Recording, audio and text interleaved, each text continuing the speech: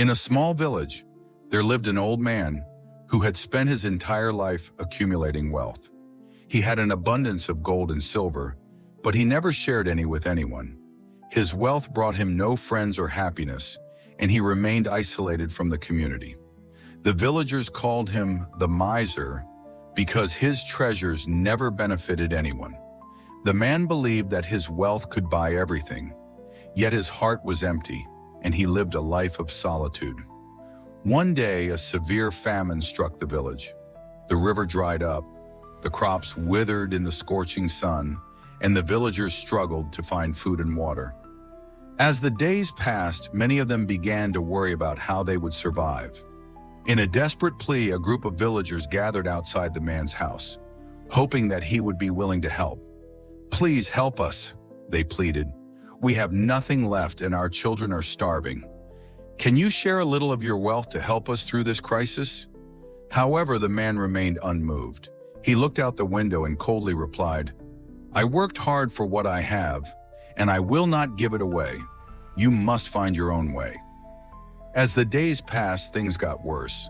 The villagers' crops were ruined, the animals were dying of thirst, and the people were growing weaker by the day. Despite the man's immense wealth, he continued to accumulate it, confident that his wealth would somehow save him from the drought. Yet as time passed, he too began to feel the effects of the crisis. His well also began to dry up, and his servants started to go out in search of food and water. Despite his increasing distress, the man was not willing to help others. He believed that his wealth was very important, and he was not willing to share it at any cost. One evening, as the man was passing by his well, he suddenly felt a sharp pain in his leg. He saw a snake below, its teeth deeply embedded in his flesh. Terrified, he staggered backward and fell to the ground. The venom from the snake's bite quickly spread through his body, and he could feel his strength slipping away. He tried to crawl back to his house, but his voice was weak, and no one was around to help him. As the venom spread, he realized that his wealth meant nothing. His gold, his silver, and everything he had accumulated over the years could no longer save him. He thought about the villagers, whom he had turned away from in his time of need. His mind shifted between his vast treasures and his desperate need for help. In those final moments, he understood that wealth could not buy love, friendship, or compassion. As his vision began to fade, a young villager heard his cries and arrived. The boy rushed to him, recognizing the man's pain. Despite years of neglect, the boy did not hesitate. He quickly tore off a piece of his shirt and used it to stop the bleeding. Without a moment's delay, the boy ran to gather the villagers, calling for help. The villagers arrived and together managed to save the man's life.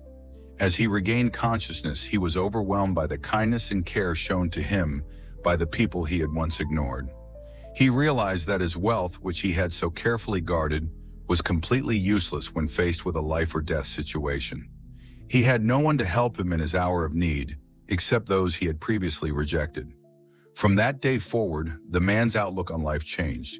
He began sharing his resources with the villagers, providing food, water, and shelter to the needy. He understood that wealth was empty without love and compassion. His heart was filled with warmth and generosity. The villagers no longer saw him as a miser, but as a man who had learned the true value of giving and kindness. The man's life, which had once been centered on hoarding and isolation, became one of connection and compassion. He had learned that true wealth is not in what we keep for ourselves, but in what we share with others. The moral of the story is clear. The miser's wealth is worthless like a pebble. True wealth is not in what we keep for ourselves, but in what we give to others. It is only when we share our blessings that we find true meaning in life.